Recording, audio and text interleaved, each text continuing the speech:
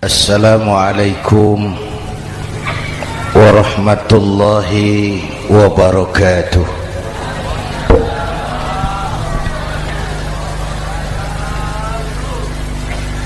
Alhamdulillahi wa kafa,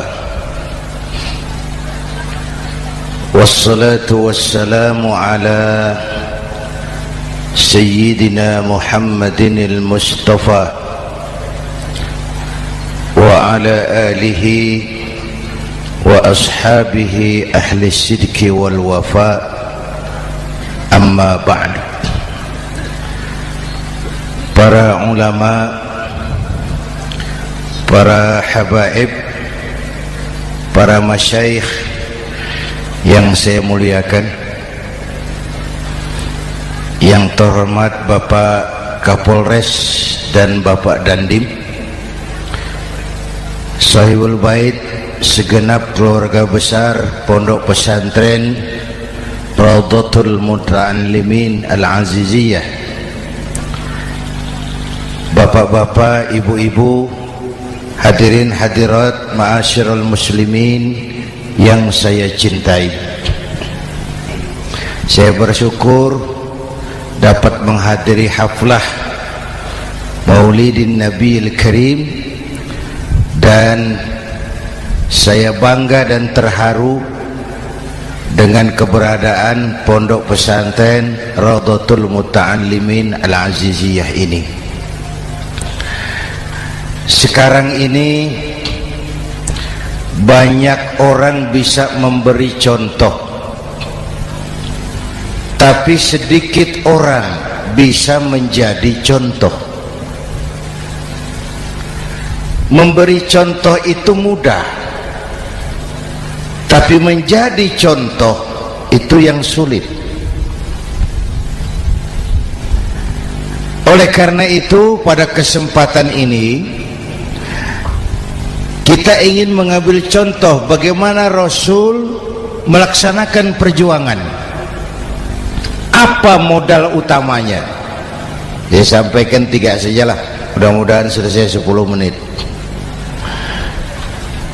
Yang pertama, modal utama perjuangan baginda Rasul adalah akhlakul karimah. Memperbaiki akhlak dengan akhlak. Oleh karena itu, Suramadu sudah selesai. Dari dan ke Madura jadi lebih mudah. Bahkan Madura akan jadi daerah industri.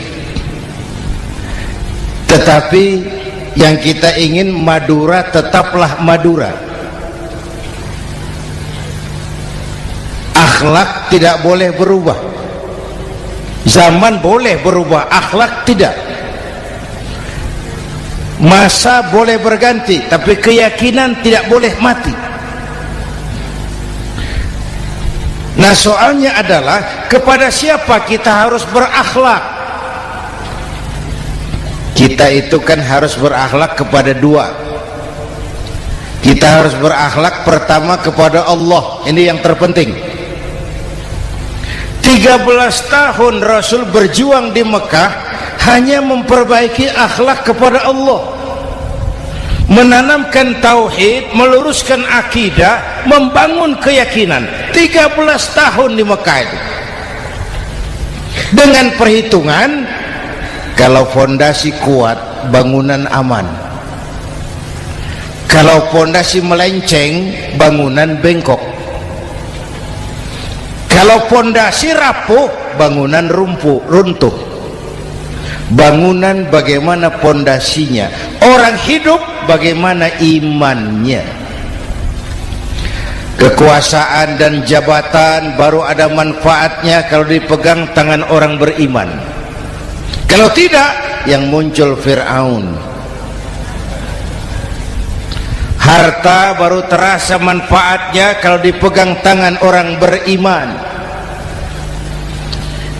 Itulah sebabnya bangsa kita ini bukan cuma perlu orang pintar, kita perlu orang benar. Bahkan di masyarakat lebih baik benar tidak terlalu pintar ketimbang pintar tapi tidak benar.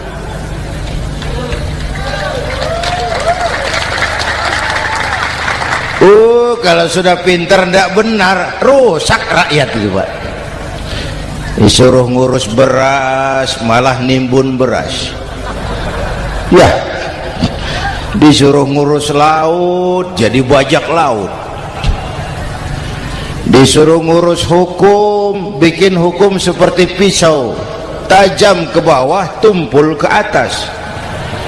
Kalau yang kecil salah, hukum cepat-cepat ditegakkan. Yang besar salah, diam pura-pura tidak mengerti. Itu yang melukai rasa keadilan.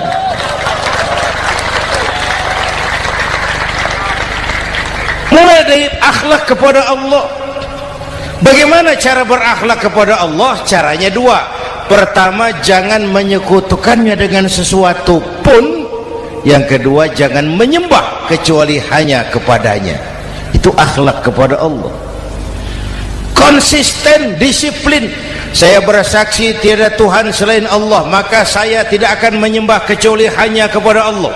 Saya tidak akan takut kecuali hanya kepada Allah. Saya tidak akan minta tolong kecuali hanya kepada Allah. Saya tidak akan melarikan persoalan kecuali hanya kepada Allah. Saya bersaksi Nabi Muhammad utusan Allah, Nabi terakhir. Tidak ada Nabi sesudah Nabi Muhammad. Harga mati, titik. Disiplin. Ada yang mengaku jadi Nabi, wajib tidak percaya. Disiplin. Sekarang ini kan bangsa kita disiplinnya lemah. Korupsi agak sulit diberantas karena pejabat kita takut atasan tapi nggak takut Tuhan.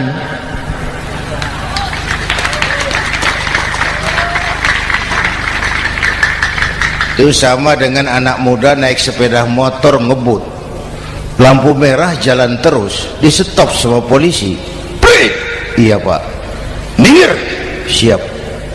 SIM ada Pak. SNK ada Pak. Tahu kau lampunya merah? Tahu Pak. Kenapa lewat terus? Saya nggak tahu, ada Bapak. Itu disiplin kita. Tenang bener jawabnya, kayak orang nggak salah itu.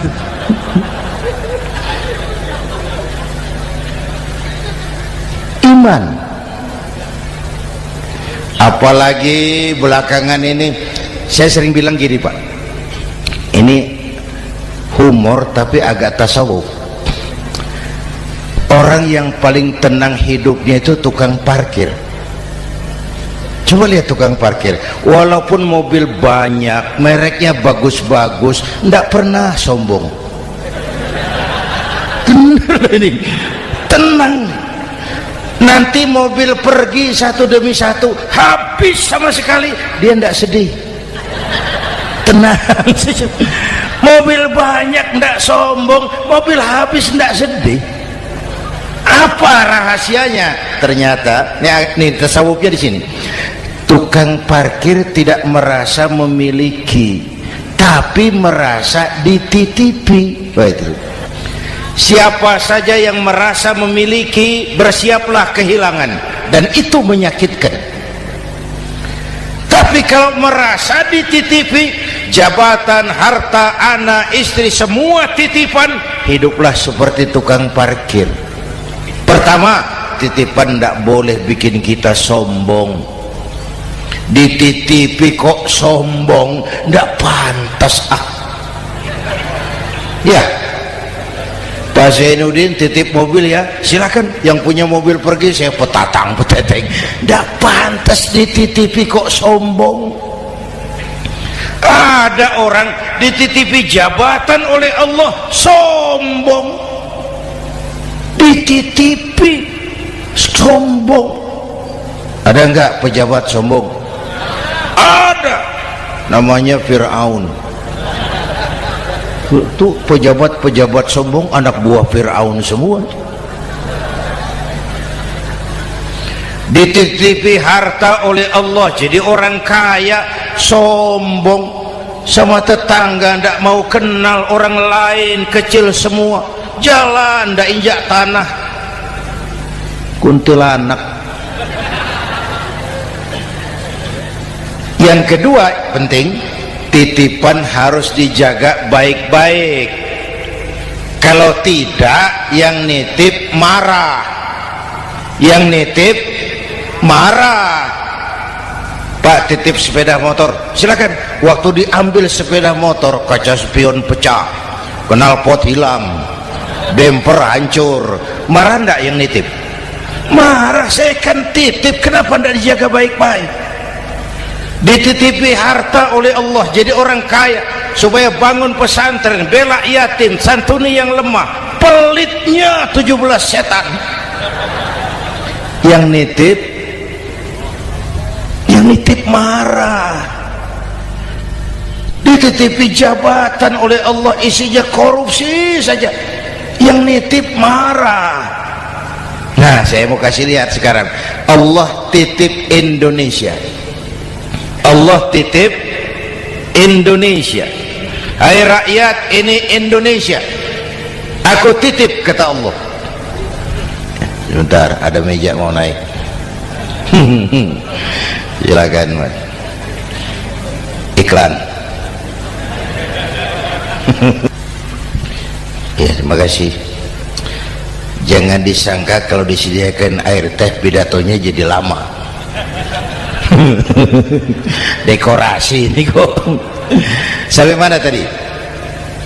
Hai rakyat, ini Indonesia, aku titip, kata Allah. Ini negara besar dan kaya. Titipan ini ditebus dengan keringat, air mata, darah, dan nyawa. Ini bedanya. Malaysia memang merdeka, tapi diberi Inggris. Singapura merdeka, diberi Inggris. Indonesia merdeka, keringat, air mata, darah, dan nyawa. Ini negara aku titip, kata Allah. Ini negara besar dan kaya. Buminya subur. Di atas perut buminya segala tanaman hidup. Di bawah perut buminya ada gas, minyak, batu bara. Lautnya kaya, hutannya kaya. Kekayaan negeri ini harus digunakan bagi sebesar-besar kemakmuran rakyat. Itu amanat konstitusi. Disalahgunakan, dikorupsi, yang nitip marah. Yang nitip marah. Kalau dia marah, dia suruh makhluknya yang lain negur. Siapa? Merapi, Bromo, anak Krakatau. Itu Merapi demo, Pak. Kalau kita rakyat demo, anak buahnya Pak Danres turun. Tapi kalau Merapi demo, siapa yang mau ngatasi? Mbak Marijan. Selesai. Sekarang Mbah Marijan sudah kumpul sama Mbah Surip di alam barzah. Dia sudah ketemu dia. Kata Mbah Surip, tenang Mbah Marijan, tak gendong, aman sudah. Aman sudah. Saya mau bilang Merapi itu makhluk, Krakatau itu makhluk, Bromo itu makhluk. Tidak mungkin makhluk bergerak dengan sendirinya, pastilah ada yang menggerakkan. Maka baik-baiklah sama yang bikin angin supaya bertiupnya sesuai keperluan. Baik-baik dengan yang bikin air supaya datangnya sesuai kebutuhan. Baik-baik sama yang bikin gunung supaya meletusnya pelan-pelan.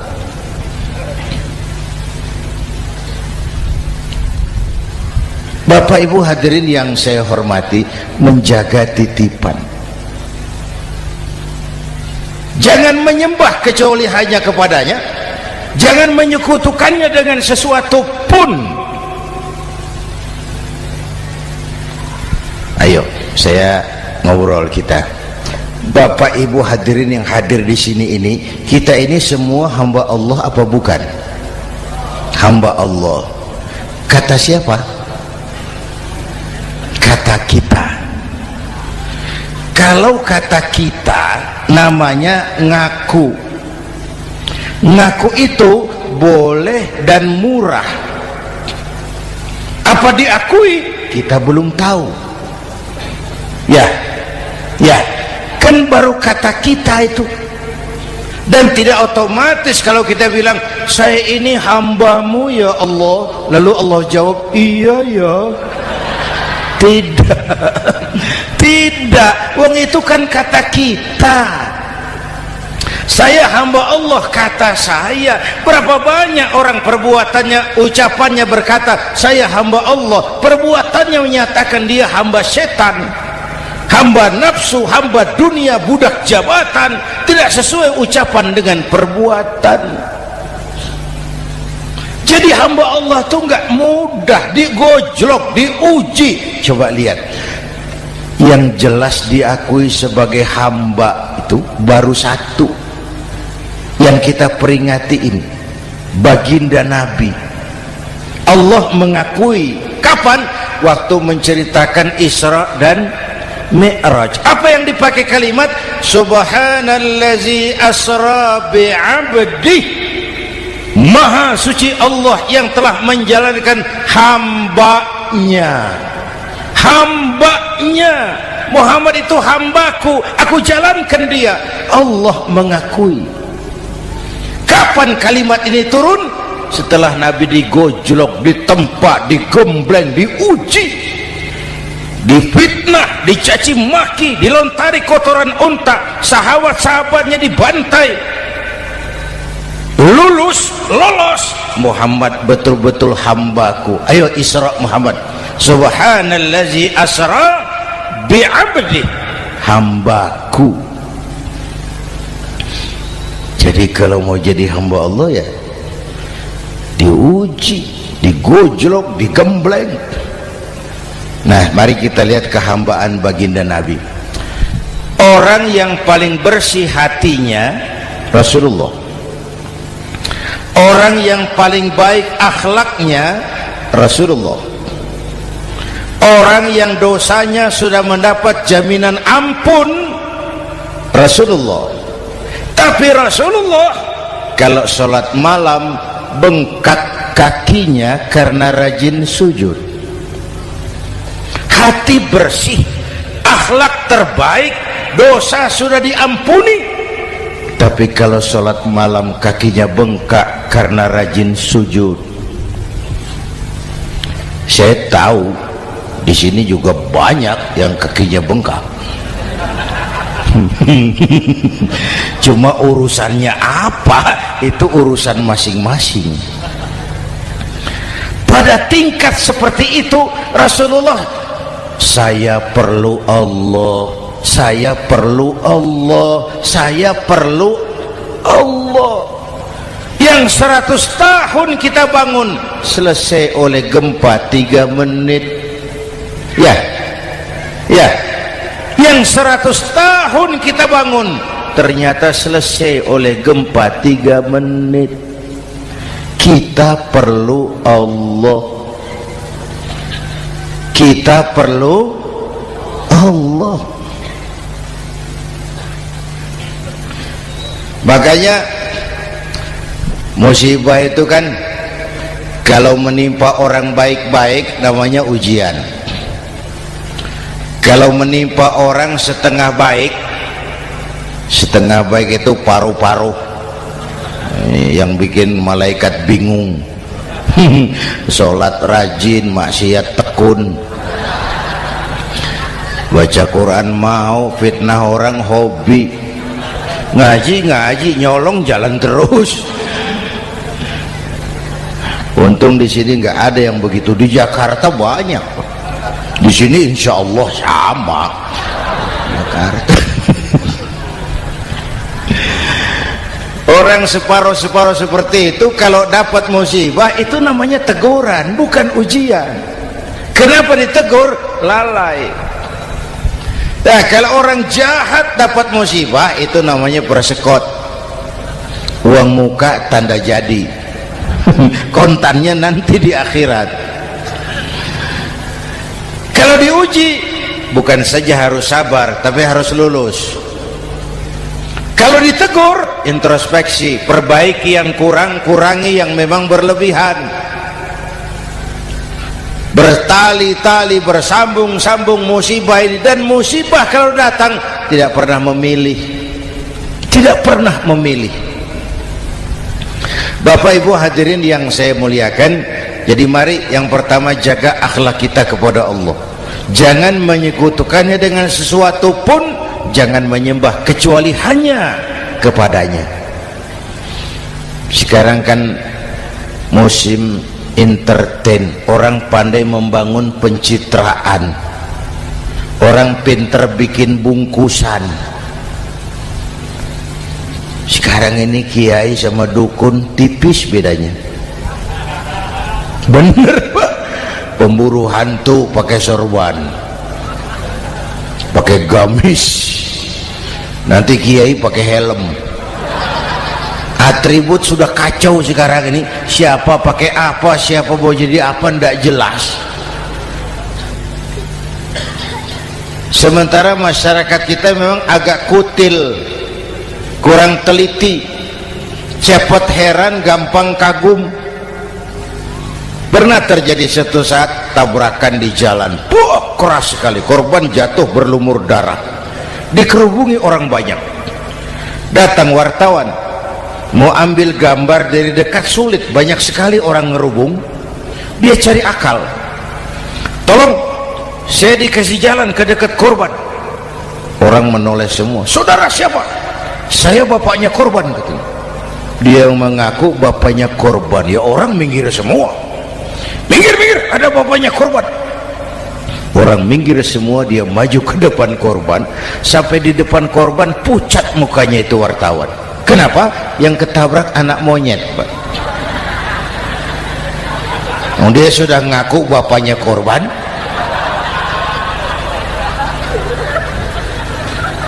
Ini cerita pendek tapi pesannya dalam. Kalau belum kenal benar jangan cepat-cepat ngakui. Ya, rakyat harus cerdas sekarang ini. Emas pasti kuning, benar itu? Apa semua yang kuning pasti emas? Udah cerdas lah itu, udah cerdas lah itu. Hati-hati, ini jangan pencitraan.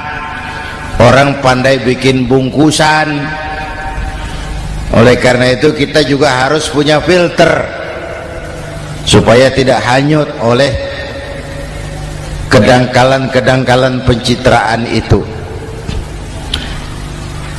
Satu itu akhlak kepada Allah. Yang kedua, kepada siapa kita berakhlak? Kepada sesama manusia. Kepada sesama manusia itu siapa? Pertama, sesama muslim. Malam ini saya hadir di sini, saya tidak merasa tamu. Saya hanya keluarga di tengah keluarganya. Bahwa saya lahir di Jakarta itu sih kebetulan, saya nggak pesan. Yang kita tidak pesan jangan diributkan. Kita nggak pesan. Warna kulit seperti ini kita nggak pesan. Dari suku apa lahir kita nggak pesan. Potongan seperti ini kita nggak pesan. Islam membebaskan manusia dari ras diskriminasi. Pada waktu yang bersamaan Islam mengangkat harkat, derajat, martabat kaum wanita. Ini kasihan dari tadi nggak diajak ngomong nih. Pada waktu yang bersamaan Islam mengangkat harkat, derajat, martabat kaum wanita. Ibu-ibu mestinya lebih terima kasih sama Rasulullah. Sebelum Rasulullah datang, nasib perempuan menyedihkan, dilecehkan, harganya murah. Sebelum Rasulullah datang, murah. Sebelum Rasulullah datang, murah. Coba lihat wanita sebelum Islam, sedih, dilahirkan hanya untuk melahirkan, alat pemuas nafsu. kalaupun berperan, peranannya cuma segitiga, dapur sumur kasur, kasur sumur dapur, putar-putar di situ saja. Tidak usah di Arab, dunia, di Jawa. Raja-raja Jawa sebelum kenal Islam seenaknya ngumpuli perempuan kan, selirnya yang 30, 50. Sultan-sultan di Turki piara harem ratusan orang perempuan. Kaisar terakhir dinasti Ming Cina bangun istana 1000 kamar, istrinya 1000. Innalillahi wa inna. Itu saya coba pikir, raja kalau istrinya 1000, kapan pakai kolor itu raja?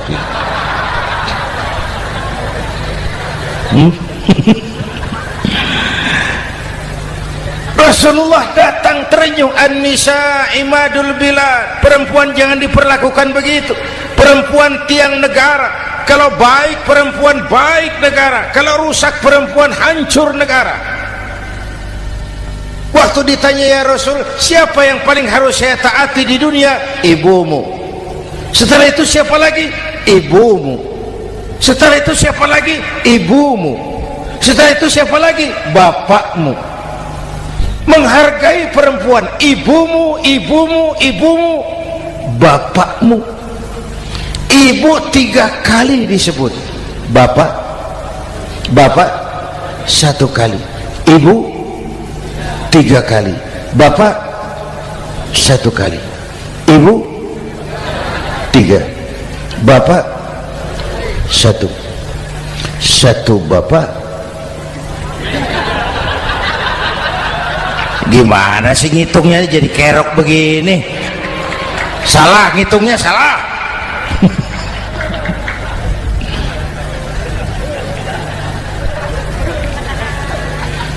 Lalu dicairkan kehidupan kemasyarakatan di masjid. Masya Allah, masjid itu pendidikan demokrasi betul. Pertama, siapapun masuk masjid copot sandal, buka sepatu. Benar itu? Ini masyarakat yang mau kita bangun. Tidak ada warga negara kelas 1, semua sama.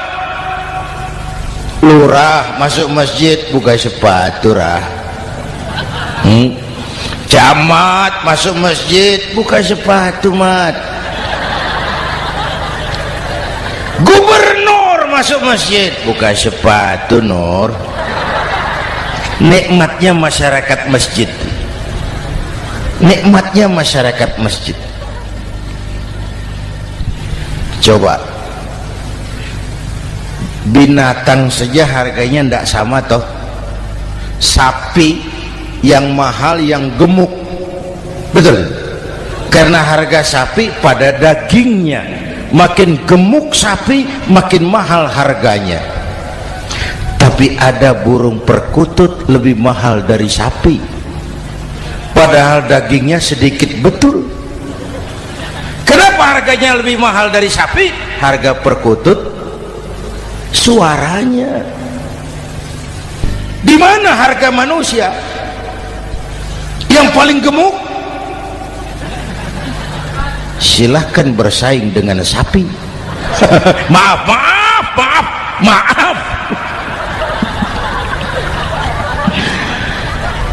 Inna akramakum indallah atqakum. Masyarakat masjid sudah coba sandal, buka sepatu, sudah masuk ke dalam sholat berjamaah. Kalau sudah ke dalam sholat berjamaah, tidak pernah kita usil dari mana orang datang, yang penting kemana dia menghadap. Itu masyarakat masjid. Dari mana kamu? Dari kidul, Pak, madhab ngulon.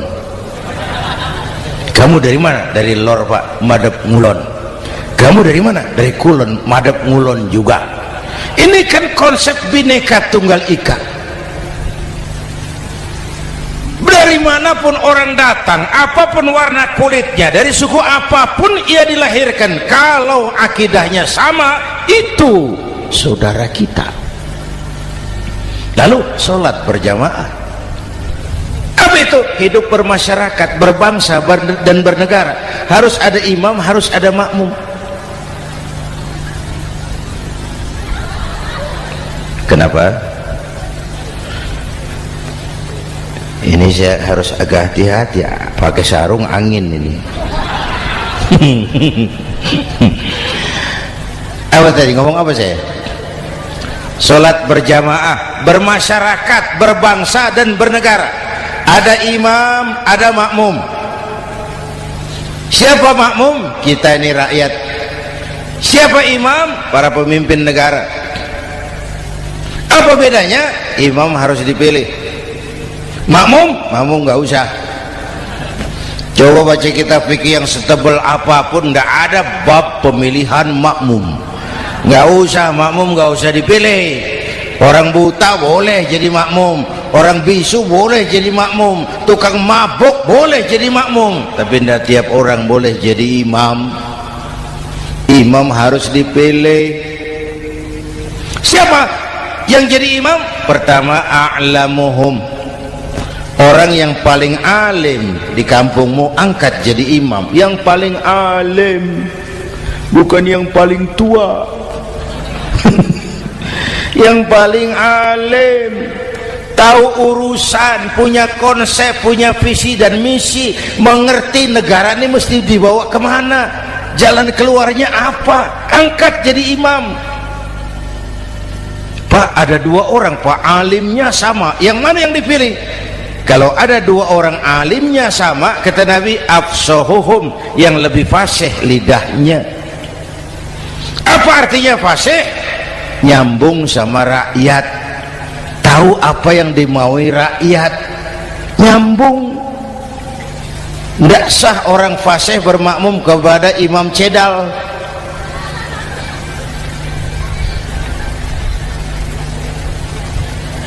Kenapa Bu? Nyambung. Capek kalau punya imam nggak nyambung sama makmum. Makanya kalau sudah jadi imam, pesan Nabi apa? Idza amma ahadukumun nasa falyukhaffif. Kalau kamu jadi imam, ringankan sholat kamu, jangan terlalu panjang. Itu makmum tidak sama kekuatannya. Ada yang tua renta, diri saja sudah gemetar. Ada makmum yang punya darah tinggi, kalau sujud lama kepalanya sakit. Ada makmum yang sudah janji habis sholat mau terima uang. Jangan kalau sudah jadi imam di kota, sholat isya berjamaah, rakaat pertama selesai Fatihah, Yasin, bubar makmum itu. Jadi imam jangan terlalu lama, kayak Husni Mubarak tuh kelamaan jadi imam 30 tahun, rakyat capek.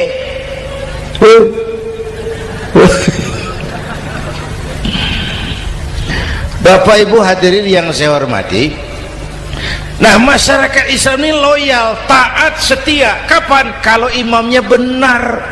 Imam takbir, makmum takbir, imam ruku', makmum ruku', imam i'tidal, makmum i'tidal, imam sujud, makmum sujud. Tapi masyarakat Islam tidak buta. Imam keliru, makmum wajib menegur. Ya, bagaimana negurnya? Mestinya ruku', imam sujud. Wah, keliru ini. Subhanallah, kan gitu. Itu aturan main. Tidak boleh imam keliru, makmum emosi, main pegang, mam, hoi salah, hoi, kacau sholat.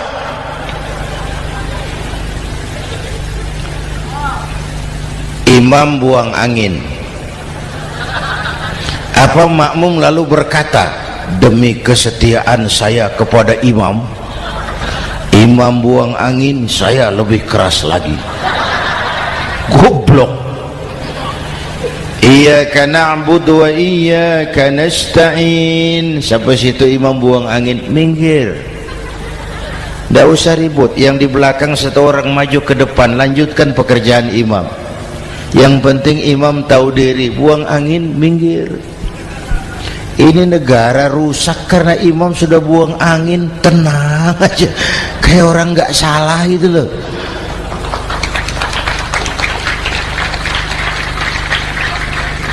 Selesai sholat dikasih tahu, imam tadi buang angin ya sedikit. Apa kalau nggak sedikit lalu nggak rusak sholat itu? Nah, dalam berjaga akhlak kepada sesama, ayo kita jaga kesatuan, persatuan, kerukunan, kekompakan. Ini pesantren Raudhatul Muta'allimin Al-Aziziyah, ini aset kita. Keberadaannya, pengembangannya, kelangsungannya bukan sekedar tanggung jawab pengurusnya, tanggung jawab kita sesuai dengan bidang dan kemampuan masing-masing.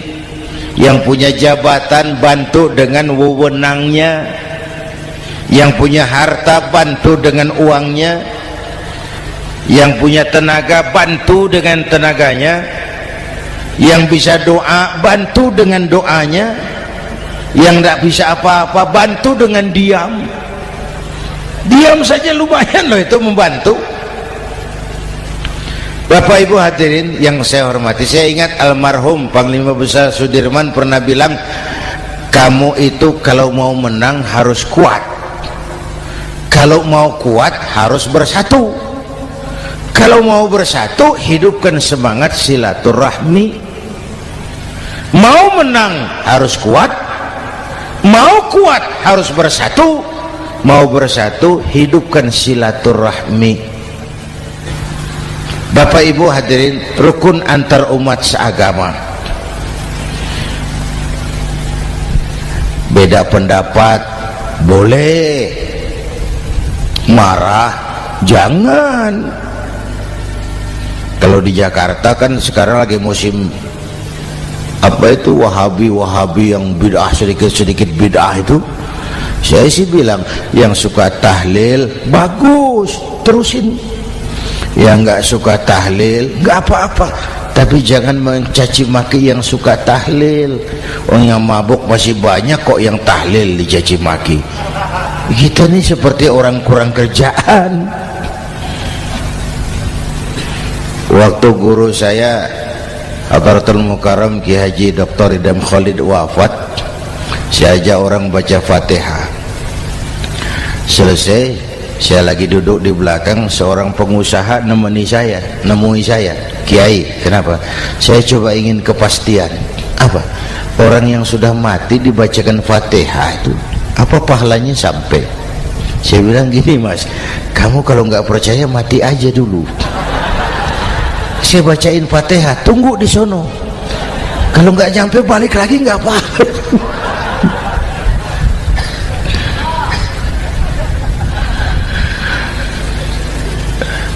Depan rumah saya itu ada masjid, Pak, pakai beduk seperti itu.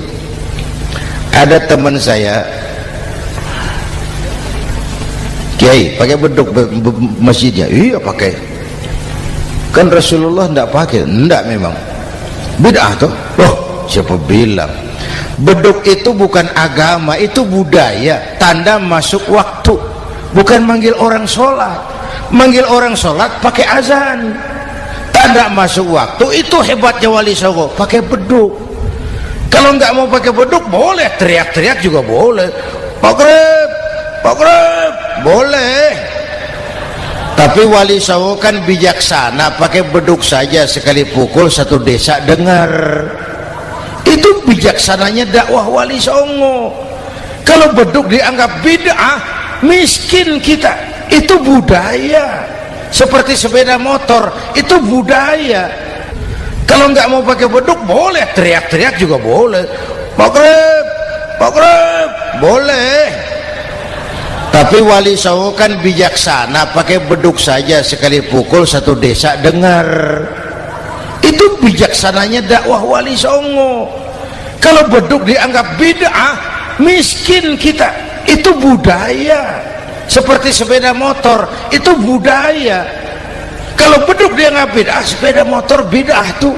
Rasulullah nggak pakai, jual, beliin unta.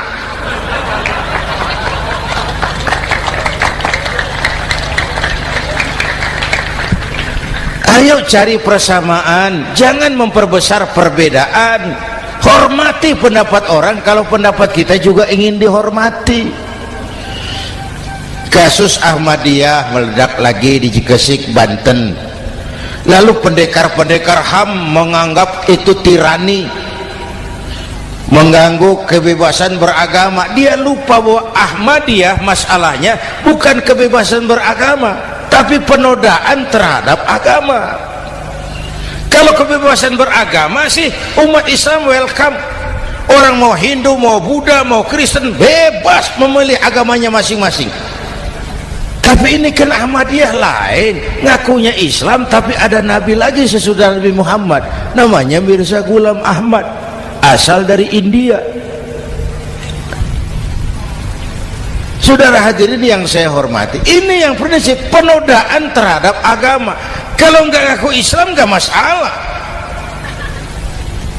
Supaya mau aman caranya cuma dua, Ahmadiyah jadi agama sendiri, karena Malaysia sudah melarang, Brunei sudah, Rabithah Alam Islami menyatakan aliran sesat, Saudi Arabia melarang pengikut Ahmadiyah pergi bikin haji, dia dianggap non muslim. Cuma memang pemerintah kita nggak tegas. Kalau dari dulu dinyatakan dilarang, nggak akan ada lagi kasus-kasus seperti itu.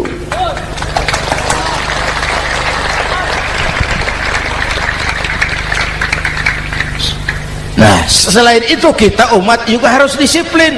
Coba sudah berapa banyak nabi bermunculan di Indonesia. Dan Indonesia ini saya heran, Indonesia ini pasar bagus, Pak. Kalau ada nabi, ada aja pengikutnya, saya heran tuh. Indonesia ini pasar bagus. Ada Ahmad Musaddiq Al-Qiyadah, jadi nabi. Konsultan bulu tangkis jadi nabi. Dapat wahyunya di Bogor, ditangkap polisi 4 tahun. Muncul lagi di Bandung, namanya Sayuti, tukang cukur, ngaku dapat wahyu jadi nabi, ditangkap polisi lagi 2 tahun. Di Malang Ustadz Roy, ya sebenarnya petinju, dia masuk Islam, mu'alaf, belajar Islam tidak pakai guru, diutak-atik ayat Quran. Sholat kita harus mengerti artinya, maka sholat boleh pakai bahasa masing-masing. Ramai masjid, 2 tahun penjara. Di Jakarta muncul lagi Lia Edan, ngaku Jibril, ditangkap juga oleh polisi. Kita salut sama polisi kita lah, bukan cuma teroris, Jibril ditangkap Pak Kapolres. Saya bilang sama teman-teman polisi, untung dia ngaku Jibril, Pak. Coba kalau dia ngaku Israel, lebih gawat itu.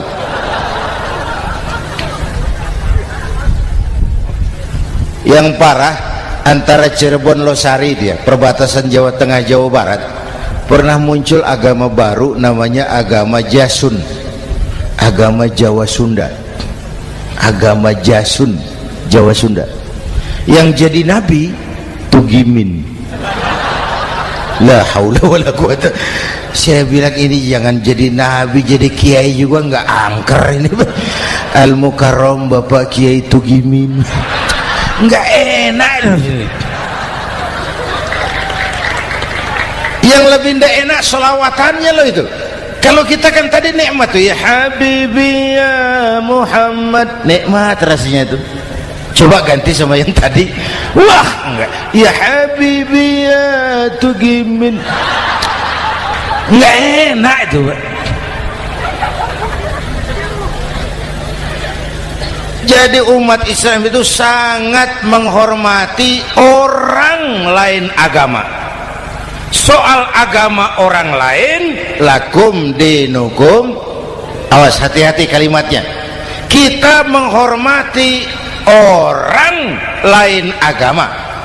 Soal agama orang lain, lakum dinukum. Kita memang yakin cuma Islam agama yang benar, tapi bukan berarti kita boleh menghina agama orang lain. Kenapa? Kalau agama kita yang dihina, kita kan sakit hati. Orang lain sama dong. Itu sebabnya Allah berpesan, jangan kau caci maki Tuhan mereka, karena mereka akan balas mencaci maki Tuhanmu. Dan itu artinya mencaci maki aku, kata Allah. Jelas ini? Jelas? Justru karena umat Islam mayoritas di Indonesia, maka kerukunan antar umat beragama terjaga dengan baik. Oh, kalau umat Islam mau main kasar, mau main kayu, mau main keras, umat Islam ini 85%, yang lain pasti selesai. Saya jamin selesai. Tapi kan tidak. Kita sadar betul ini negara Pancasila. Kita sadar betul bahwa kita harus menghargai orang lain agama, menjaga kerukunan, rukun antar umat beragama. Yang ketiga, rukun antar umat beragama dengan pemerintah. Dulu kiai saya bilang, sultanun zulum khairum min fitnatin tadum. Pemerintah yang jelek pun sebenarnya masih lebih lumayan ketimbang tidak ada pemerintahan. Kalau itu ukurannya. Coba umpama nanti Pak SBY sudah terlalu pusing, lalu pengumuman jam 000, seluruh rakyat Republik Indonesia saya umumkan mulai malam ini tepat jam 000 pemerintah bubar. Ayo bayangkan seperti apa kita tanpa pemerintah. Hukum rimba, yang kuat menekan yang lemah, yang kaya merampok yang miskin. Rumah saudara dirampok, lapor ke polisi, kata Kapolres, maaf polisi baru bubar. Hak asasi diinjak-injak, lapor ke pengadilan, pengadilan bubar. Masih ada pemerintah saja yang kuat suka menekan yang lemah, apalagi kalau tidak ada pemerintah. Karena itu ulama dan umara dua pilar utama. Kalau kuat keduanya, kuatlah masyarakat. Kalau rapuh keduanya, maka rapuhlah juga masyarakat. Bapak Ibu hadirin yang saya hormati, ini yang kedua, kita harus berakhlak kepada sesama. Yang ketiga, kepada siapa? Kenapa? Iya, saya cuma lihat jam. Yang ketiga, kepada siapa kita harus berakhlak? Kita ini harus berakhlak kepada makhluk Allah yang lain di luar manusia. Kepada air kita harus berakhlak loh Pak. Saya dulu remaja ngaji fikih, kiai ngajar makruh buang air kecil di tanah yang berlubang. Saya protes, kenapa makruh kiai? Pertama, untuk kesehatan. Siapa tahu di lubang yang kau kencingi ada gas beracun. Kalau tidak kiai, kalau tidak maka artinya kau harus melindungi binatang yang ada di dalam lubang. Siapa tahu di lubang yang kamu kencingi ada semut sedang rapat membahas masalah Mesir. Apa dosanya lalu mati dikencingi? Ini namanya rahmatan li semut. Bapak Ibu hadirin yang saya hormati, ada hadis sederhana, fa iza zabahtum fa ahsinu zibhata. Kalau kamu menyembelih hewan, sembelihlah dengan cara yang terbaik. Jangan nyembelih ayam pakai pisau tumpul, itu namanya tidak berperi kebinatangan. Kepada ayam kita berakhlak, kepada pohon kita berakhlak, kepada air kita berakhlak. Kenapa sekarang alam tidak seramah dulu? Karena kita juga tidak ramah kepada alam. Kenapa sering terjadi banjir? Karena tempat air kita kurangi. Dia bingung mau kemana. Air nggak punya tempat. Akhirnya masuk ke rumah kita juga.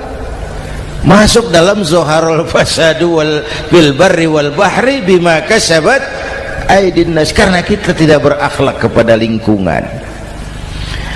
Bapak Ibu hadirin yang saya hormati, jadi itu yang pertama, modal utama perjuangannya akhlakul karimah. Mau sukses, utamakan akhlak. Industrialisasi boleh terjadi di Madura, jalan berhotmik licin, oke, listrik masuk desa, alhamdulillah, tapi akhlak jangan berubah, akidah jangan goyah.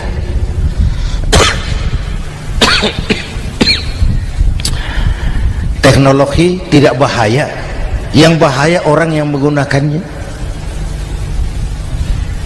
Wayang itu yang namanya cepot itu bisa selawat badar kalau yang megang Anom Suroto. Cepot bisa selawat badar kalau yang megang Anom Suroto. Wayang bagaimana dalangnya, teknologi bagaimana orang yang menggunakannya. Satu. Yang kedua yang kita contoh dari baginda Rasul, beliau itu sejak kecil tidak dimanjakan, Pak. Lahir ke dunia tidak sempat melihat wajah bapak. Umur 6 tahun ditinggal ibu. Umur 9 tahun ngembala kambing, berniaga ke Syam. Syam itu Syria sekarang. Umur 9 tahun bisnis lintas negara dari Saudi ke Syria. Remaja tidak dimanjakan, kerja keras, peras keringat, banting tulang, tidak ada pekerjaan halal yang hina. Lahir pribadi yang tegar, mental yang tahan banting, manusia yang tidak cengeng karena sejak kecil ditempa oleh kesulitan. Jadi gini, orang itu kalau biasa susah, ketemu susah, tidak kaget, Pak. Mentalnya kuat. Saya santri biasa makan kangkung, datang ke rumah teman dikasih kangkung, loh makanan saya ini, dikasih daging ayam, nambah. Orang tuh kalau biasa susah enak. Saya santri biasa tidur di masjid, disuruh nginep di hotel, pules, Pak. Tapi yang biasa tidur di hotel suruh nginep di masjid, encok. Hidup ini perjuangan, mau sukses harus berani susah. Jangan seperti dulu di cerita santri, ada santri beternak lebah, ambil madunya itu. Satu hari dia mau periksa sarang lebah, naik ke pohon pakai tangga, pakai sarung biasanya santri. Dia lupa ada pakai celana dalam, naik pohon periksa, entah bagaimana terpegang sarang lebah itu, berhamburan lebahnya keluar, salah satu masuk ke sarungnya, tergigitlah Al-Mukarramnya itu. Dia menjerit, aduh, jatuh berguling ke bawah. Sudah lama jatuh, dia buka sarungnya, dia lihat bengkak. Karena bengkak kan jadi besar, senang juga dia. Dia berdoa, ya Allah, hilangkan sakitnya, biarlah bengkaknya. Ini kan, ini doa orang nggak konsekuen. Bengkak dan sakit itu paket. Mau bengkak ya harus berani sakit. Masa sakitnya bengkaknya mau, sakitnya nggak mau. Itu satu itu. Yang kedua, kita ini sering kalau punya cita-cita sering seperti rapat tikus. Satu hari sekelompok tikus rapat paripurna tikus untuk mengantisipasi bahaya kucing.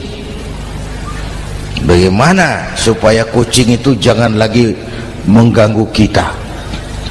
Akhirnya ada yang mengusulkan begini, bagaimana kalau di leher kucing kita gantungkan lonceng, supaya kalau dia datang dari jauh suaranya sudah kedengaran dan kita bisa lari menyelamatkan diri. Wah, cerdas tuh. Setuju, setuju semua, setuju, bagus. Nah, oke. Waktu pembicaraan dilanjutkan, tikus mana yang mau menggantungkan lonceng ke leher kucing? Rapat bubar. Setuju, akur, iya. Waktu kerja selesai. Bapak Ibu hadirin yang saya hormati, terutama anak-anak saya, para santri, remaja, pemuda. Hidup ini persaingan. Bapakmu tamat SD, nak, kau sarjana.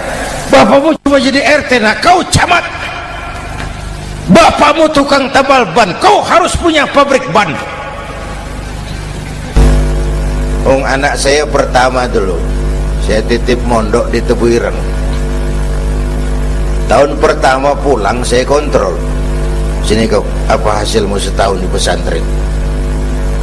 Dia sodorkan saya sebuah piagam penghargaan juara lomba pidato di pondoknya. Saya heran, ini anak di rumah jarang ngomong, kok bisa jadi juara pidato? Saya tanya, kamu bisa pidato, apa yang dipidatoin? Dia bilang, kan kaset ayah dihafalin gitu. Ya saya ketawa juga, waktu itu dia masih anak-anak. Baiklah, tapi apa cita-citamu? Saya kepengen seperti ayah. Wah, kau ini salah. Kalau aku ayahmu di matamu menurutmu hebat, mestinya kau 10, 100, 1000 kali lebih hebat dari orang-orang yang kau anggap hebat, karena tantanganmu akan lebih berat dari tantangan yang aku hadapi sekarang.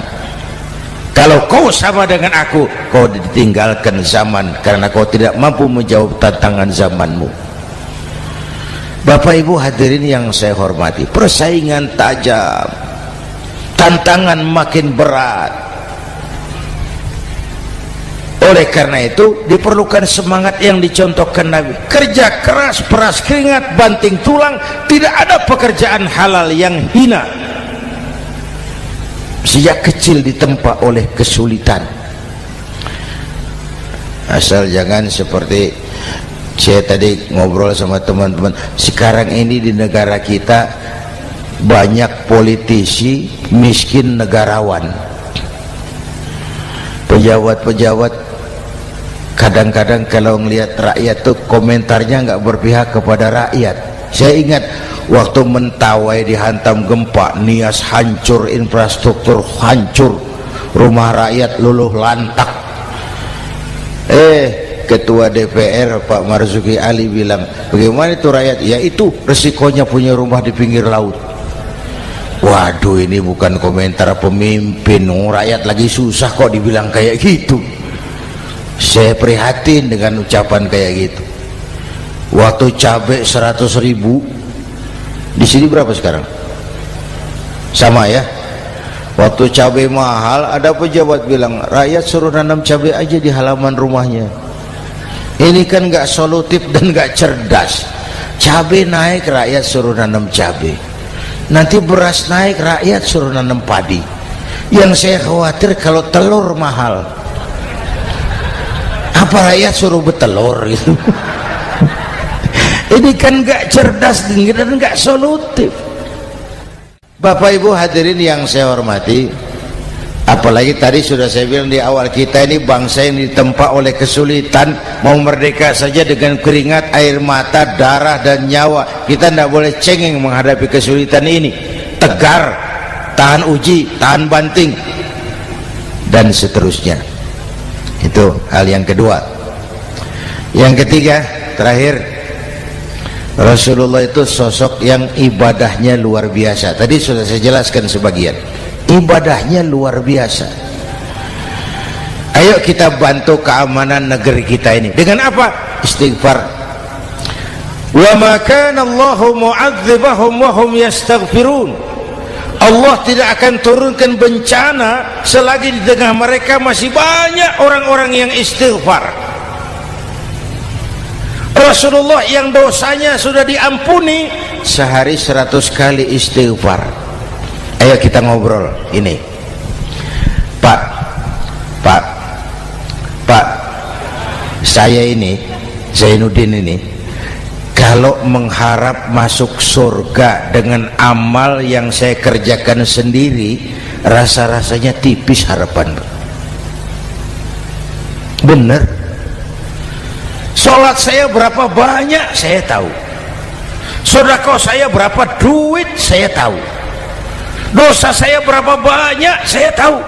Lalu saya baca sejarah, Nabi Adam dosanya 1, makan buah khuldi, dikeluarkan dari surga. Nabi Adam dosanya 1, dikeluarin. Kita dosanya banyak, kepengen masuk. Ini enggak nyambung ini. Nabi Adam Nabi Adam dosanya satu, dikeluarin dari surga. Kita dosanya banyak, kepengen masuk, nggak nyambung.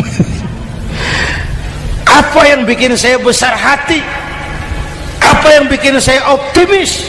Ada dua, Pak. Pertama yang disebut rahmat Allah, yang kedua disebut syafaat Rasulullah. Dua itu, Pak.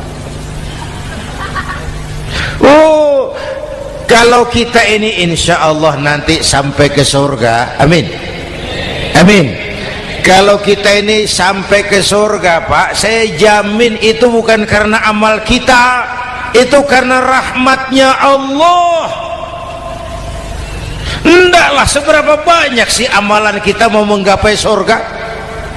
Kalau bukan karena rahmatnya Allah, sulit sampai ke sana.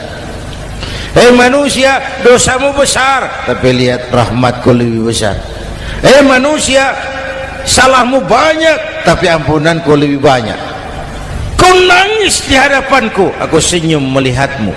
Kau berjalan menujuku, aku berlari menyambutmu. Istighfarnya sehari 100. Lalu ada hadis qudsi, inni la ahammu bi'adzabi ibadi. Kadang-kadang aku pengen turunkan azab, bencana kepada manusia, tapi ketika aku melihat 3 perkara, murkaku surut, bencana aku tarik kembali. Coba perhatikan hadis kursi ini. Allah mau marah hendak jadi, bencana ditarik, musibah diangkat. Kenapa? Ada yang meredam murka Allah. Allah enggak jadi marah. Siapa? Pertama, suyukhan rukka. Aku lihat orang-orang tua tengah malam sujud sambil berlinang air mata, nangis di hadapan Allah. Itu kita hutang jasa loh, Pak, sama orang-orang yang tengah malam sujud nangis di hadapan Allah. Lihat yang begitu Allah tidak jadi marah.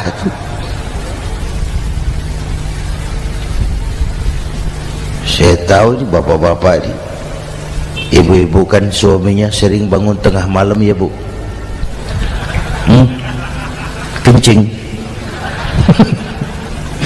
Bikin bingung malaikat. Sudah mau ditulis tahajud, kencing doang. Kata malaikat, sialan, hampir salah tulis.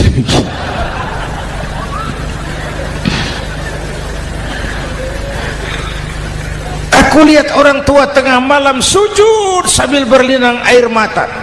Lalu aku lihat bayi-bayi tanpa dosa masih menyusu, sibyanan rudda. Bayi-bayi tanpa dosa masih menyusu, suci bersih, belum ternoda. Wa bahaiman rudda. Dan aku lihat binatang ternak melata mencari makan, kambing mudah cari rumput, alam terjaga keasriannya. Bagaimana bencana nggak mau nambah? Kita mengamalkan hadisnya juga terbalik. Yang diminta itu orang tua tengah malam sujud, bayi tanpa dosa nyusu. Sekarang bayi tanpa dosa dibuang ke tempat sampah gara-gara orang tua tengah malam nyusu. Terbalik namanya. Yang diminta itu orang tua tengah malam sujud, bayi tanpa dosa nyusu.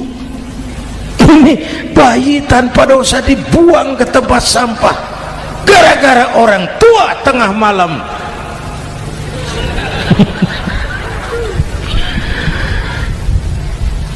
Bapak Ibu hadirin yang saya hormati, rahmat Allah kita perlu. Yang kedua, syafaat Rasulullah. Mari saya cerita syafaat sedikit. Ini sudah jam 00:05 ya. Ini kalau hitungan Indonesia ini sudah ganti hari, Pak. Jadi inilah ceramah terpanjang di dunia. Bayangkan saya pidato dari hari Selasa sampai hari Rabu.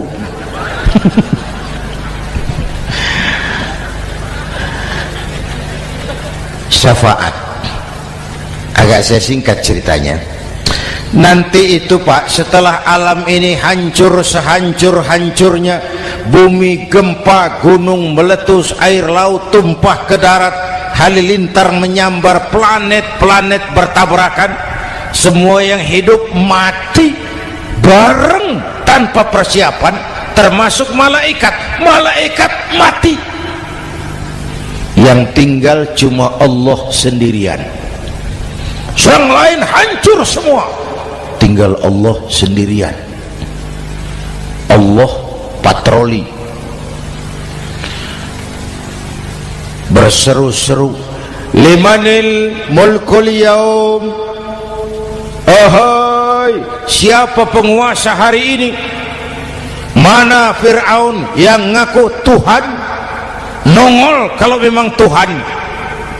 Mana Abrahat, mana Namrus, mana itu Benito Mussolini, mana itu Adolf Hitler, mana itu Hosni Mubarak? Penguasa-penguasa yang ngaku berkuasa, nol kalau memang penguasa. Gak ada yang jawab Pak, semua sudah rebah. Allah lalu berkata, la ilaha illa ana.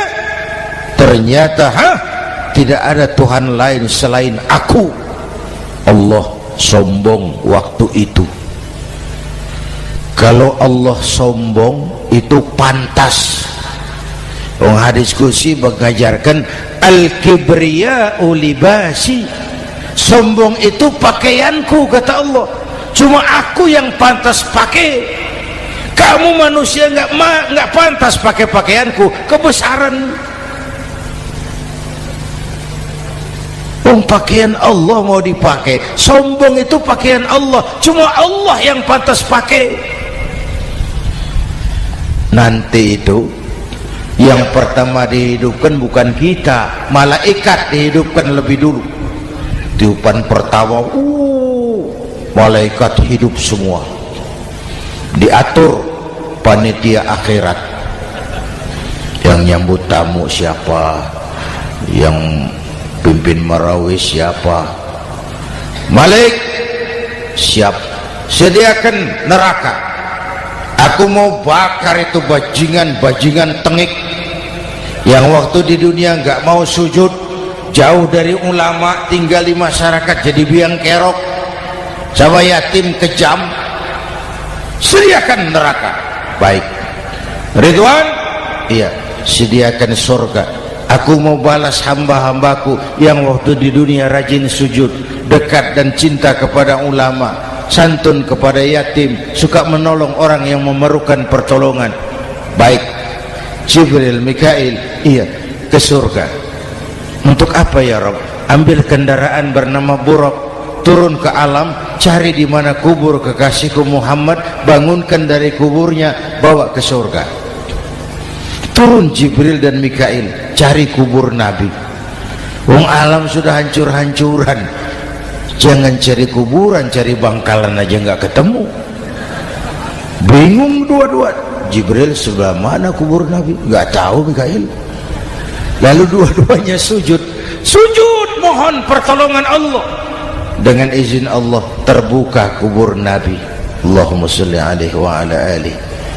Bangun dari tidur seperti orang bangun dari kubur seperti orang bangun tidur. Nabi mengusap mata, menoleh ke kanan Jibril, menoleh ke kiri Mikail.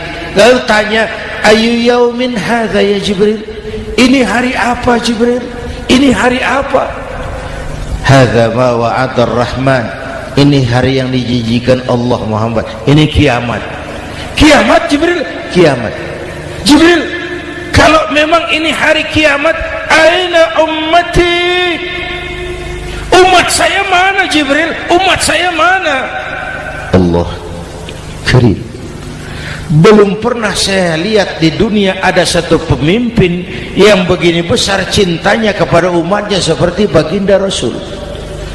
Dari dunia sampai akhirat beliau cinta kita. Dari dunia sampai akhirat beliau bela kita. Bangun dari kubur, tahu hari sudah kiamat, yang pertama ditanya, aina ummati? Umat saya mana Jibril? Kita yang ditanya. Kalau saya yang pertama dibangkitkan dari kubur, lain pertanyaannya. Ini hari apa Jibril? Kiamat Zainuddin. Oh, bini saya mana Jibril? Nabi enggak tanya Khadijah wala Fatimah wala Aisyah, aina ummati, umat saya mana Jibril? Umatmu? Iya, kau manusia pertama yang dibangunkan dari kubur, yang lain masih dikubur. Oh, lalu kita ke surga Muhammad, perintah Allah, perintah Allah. Sampai di surga seperti orang tidak betah Nabi itu, resah, gelisah, mondar mandir, mukanya murung. Yang punya surga kan negur, Muhammad, labbaik ya Rabb. Tidak enak di surga ya? Enak. Kok kamu seperti orang nggak kerasan gitu loh, resah, gelisah? Kenapa? Saya teringat umat saya ya Allah. Umat saya bagaimana nasibnya? Iya, saya sudah enak di DPR. Salah. Saya sudah enak di surga, gaji cukup, kursi empuk, dapat mobil dinas. Umat saya yang waktu kampanye kepanasan itu gimana nasibnya tuh?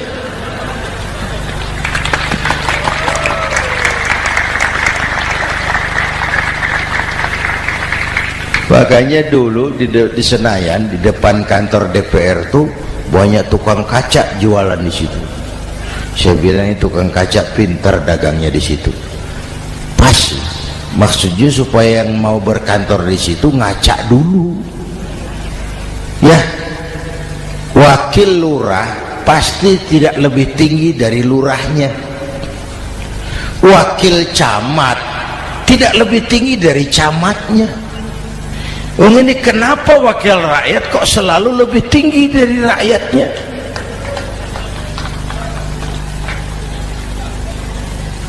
Kan yang memberikan mandat kita rakyat. Kemerdekaan bertujuan mengantarkan rakyat ke gerbang kesejahteraan, lalu rakyat mempercayai tugas itu kepada pemerintah dan wakilnya di DPR. Saya percayakan kamu mengantarkan rakyat ke gerbang kesejahteraan. Itu amanat Undang-Undang Dasar. Biasanya yang diantarkan sampainya lebih dulu, biasanya yang diantar sampai lebih dulu, yang mengantar nyusul, namanya ngantar belakangan. Ini lebih cepat wakil rakyatnya makmur daripada rakyatnya. Yang mau ngantar makmurnya lebih dulu dari yang mau diantar. Yang diantar kelelerahan di jalanan, yang mengantar udah sampai. Jadi bagaimana Muhammad? Saya minta izin mau keluar, tengok saya punya umat. Oke, saya potong ceritanya. Saat manusia dibangkitkan dari kuburnya masing-masing, Masya Allah, Masya Allah, saya nggak sanggup bayangkan jumlah manusia yang hidup di muka bumi sekarang kan 6 miliar. Cina berdua, India 2,5 miliar. Cina 1,5 miliar, India 1 miliar rakyatnya. Berdua sudah 2,5 miliar. Itu kalau kencing bareng banjir besar. Bayangkan manusia dari awal sampai akhir berapa puluh miliar kumpul di padang mahsyar. Subhanallah, sibuk, panik, bingung mau disidang di hadapan Allah. Sebagian kumpul di pojokan berunding, kita mau disidang. Terus ayolah kita cari bantuan. Kemana? Adnan Buyung. Begini. Kita ini kan anak cucu Nabi Adam. Pantas dong kita minta tolong sama beliau. Yuk, setuju. Berangkat cari Nabi Adam. Ya Adam, anta abal bashar. Adam, tuan datuknya manusia, kami cucu kamu, anak turunan kamu mau disidang, tolong kami Adam, tolong. Kata Nabi Adam, Quraisy mas, rombongan Jawa udah aku naik mumet lagi sama Nabi Nuh saja. Nuh bilang tidak bisa, saya juga punya masalah, pernah minta obat ditenggelamkan. Ibrahim barangkali, semua Nabi hand up, angkat tangan. Dikala itu yauma la yanfa'u malun wala banun, di mana harta tidak ada lagi artinya, anak-anak tak jadi beban, tiap orang sibuk dengan urusannya sendiri-sendiri. Saat itu ada satu pemimpin, Allahumma salli alaihi wa ala alihi, diizinkan Allah. Dikala semua nabi yang lain angkat tangan hand up, beliau malah ummati ana laha, ta'ali ummati, ta'ali ummati, umatku sini, umatku sini. Beliau memanggil-manggil umatnya. Yang bagaimana yang dipanggil? Ada hadis, inna ummati ya'tuna yaumal qiyamah ghurran muhajjalin min atharil wudu. Umatku besok di akhirat datang menghadap Allah dengan muka bersinar-sinar karena sering wudu. Sering wudu kan sering sujud, masa cuma wudu tapi enggak sujud? Itu nanti ndak usah mengaku Rasul yang panggil, sini umatku, tapi kalau muka nggak pernah wudu, nggak pernah sujud, merangkak di depan Nabi, saya umatmu ya Rasul. Kata Nabi, umat saya nggak ada yang kumbal gini. Dikala itu beliau berkenan memberikan syafaat. Syafaat itu saudara-saudara, saya pakai sarung, sobek sedikit, syafaat itu nambeli itu loh. Salat saya kurang sedikit, sedekah saya campur riak sedikit, puasa saya tidak ikhlas sedikit, ditutup dengan syafaat. Saya mau dagang, perlu modal 20 juta, saya punya uang 15 juta, yang 5 juta syafaat. Jadi harus ada modal. Kalau sholat tidak pernah, sedekah tidak pernah, lalu syafaatnya dari mana? Yang dapat tambelan itu yang punya sarung bolong, punya sarung sobek, ditambal dengan syafaat. Lah kalau tidak ada sarung, apa yang mau ditambal? Ya, nah, mudah-mudahan kita semua mendapat rahmat Allah dan mendapat syafaatnya Rasulullah Sallallahu Alaihi Wasallam. Bapak Ibu hadirin, sudah 7:30 lewat 4 jam. Saya pun kangen, tapi hari sudah larut. Insya Allah lain kesempatan kita jumpa lagi. Terima kasih kepada Al-Mukarramun, para ulama, para habaib, pengasuh pesantren Raudhatul Muta'allimin Al-Aziziyah, dan semua yang hadir. Mudah-mudahan yang saya sampaikan ada manfaatnya.